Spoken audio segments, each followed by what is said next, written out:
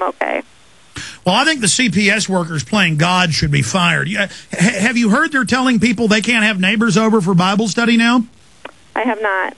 All over the country. Yeah, we're being told, isn't free association the most basic thing? Isn't it the parents' decision if their children stay at your house, not the government? Right. That's what our whole this whole uproar is because, you know, as a parent, they know me, they know my morals, they know how I bring up my children, they know that their children are going to be safe. And did you hear about California saying parents can't homeschool? No, I haven't. What do you think about that? That's retarded. I mean, the government is saying they own us. Let me say bye to you during the break. We really appreciate you joining us. An amazing lady standing up to Big Brother. Most people submit.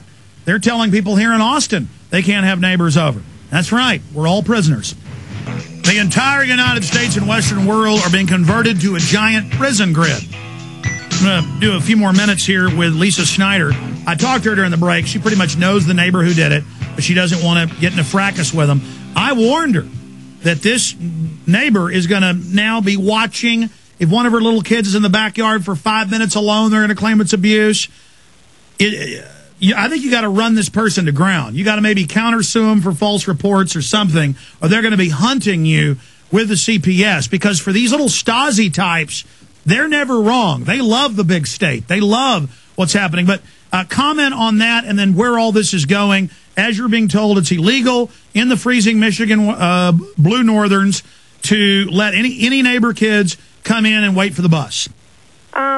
As an American, that we are supposed to be living in the land of the free, I believe, truthfully, and all the other mothers do that are involved in this, is that the government should not be able to tell us who we can have watch our children. If we know our children are in a safe place, it's the parents' right as having these children, as a mother of these children, they know they're in a safe place.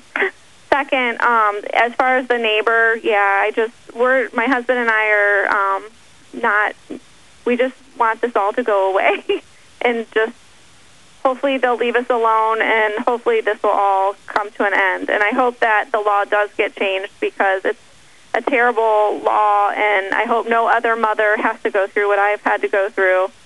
I do thank everyone for the support that they have given all of us, and I don't take that for granted for 1 minute, but this was a very sad situation, and it's hurt my children along with all the other children that are involved, and that's the most upsetting thing is whoever did this, if they were coming after any of us adults, that's one thing, but to hurt our children, that's horrid, horrid, horrid.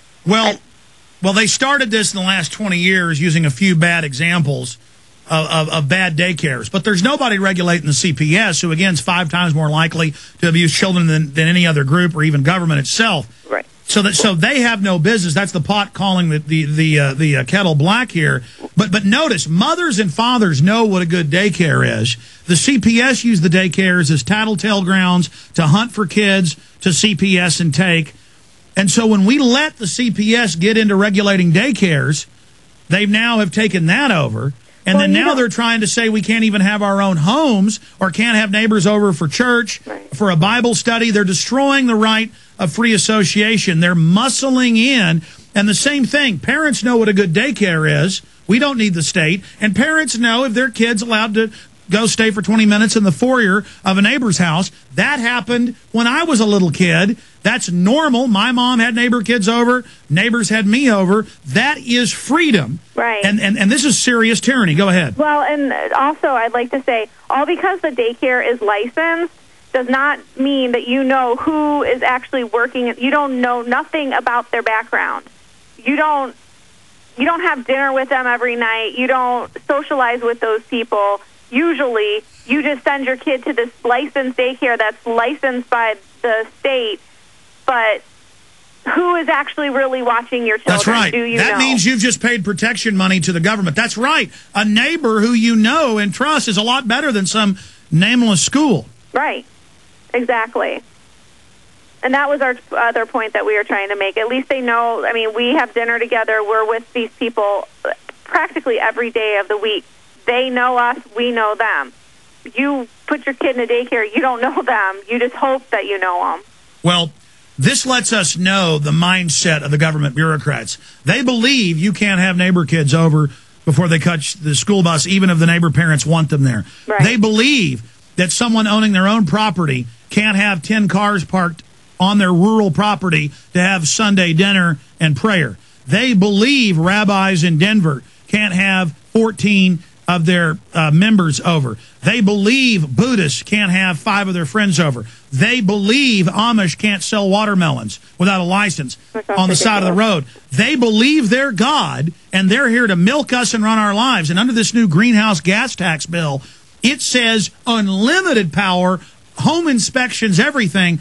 And the colleges are churning out armies of control freaks who love ruling over people. We better get control of our country, and we better stand up and say no like you did. I salute your courage. Thank you. And any other mother that's in our situation, stand up for your rights because you're teaching your kids. My children came to me and said, I thank you, Mom, for standing up for us. And I believe that if my children were ever put in the situation that I was, I'm hoping that I have taught them that you stand up for the rights because you are an American and you do have the right. Well, I mean, in the Soviet Union, they let neighbor kids stay at neighbors' houses. This is worse than Maoist China, worse than Soviet Russia. Lisa Snyder, God bless you. We appreciate your courage. We'll watch this case as it develops. Godspeed. Thank you. What an amazing lady. Most people just roll over. The bureaucrats say, good, we own you now. You're our slaves. We'll come back, take your phone calls, get into the flu, the war, the new stimulus package. It's all coming up.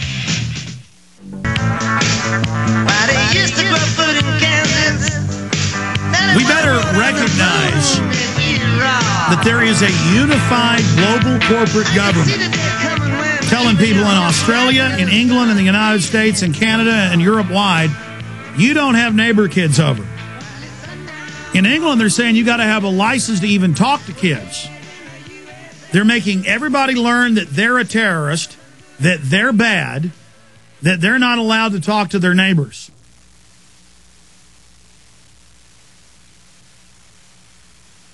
And they're coming into every facet of life. They're actually in major cities like Tulsa, Oklahoma, with the headline, licenses proposed for gardens, with the city councilman saying they may grow marijuana. So you're guilty until proven innocent. It's bad in your backyard. And see, because the council doesn't control that, and they're God. They run your life. You are their slave. It isn't enough you pay all the taxes and pay the cops when they pull you over and pay all the regulations and kiss their butt and call them authorities and officials. You're going to have your entire life run by them. And you know, there's the city councilman in the paper going, yeah, everybody's getting into gardens and we don't know what's being grown and we need to have the police inspect your gardens to license them because there might be marijuana. And I've done a lot of stories, covered a lot of stories here in Austin of, in one case, an old lady, no criminal record, lived in her little house out in Travis County by Spicewood, right by Pootie's Bar, one of Willie Nelson's stagehands bars. And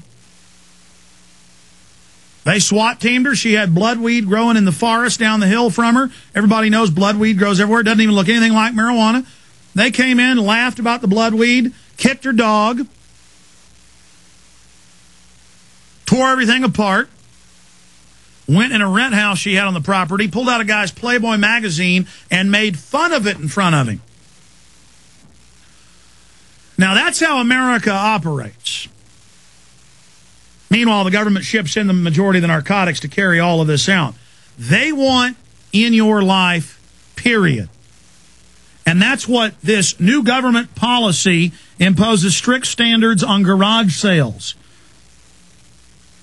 Americans who slap $1 price tags on their used possessions at garage sales or bazaar events risk a $15 million fine thanks to new government campaign. That's Fox News. I have McClatchy newspapers here. Seller beware, feds cracking down on garage sales. And when I printed both of these articles, they had ads to become a police officer on the sides of each one. Not just because that's what the cookies showed, that it was a cop article, an article about police, but that's just the major ads now. Look, About once a year, I'll go to Toys R Us to buy a bike or something for my kids. And every time I walk in, there's a big board hanging on the wall of files of the recalls. Thousands of them per year. They say for 10 years, you've got to go check on an online registry of all the recalled toys. That's just toys. Everything else gets as high as 10% of things get recalled. No one knows all this. No one knows where they got a table. No one knows where this mouse came from if it gets recalled. I don't have time to sit there and read hundreds of documents. There's a 10% chance this has been recalled. It's got some lead part in it. Hell, more than half the milk products for kids have got melamine in it. Instead of recalling it, though, they just say, oh, melamine's good for you now.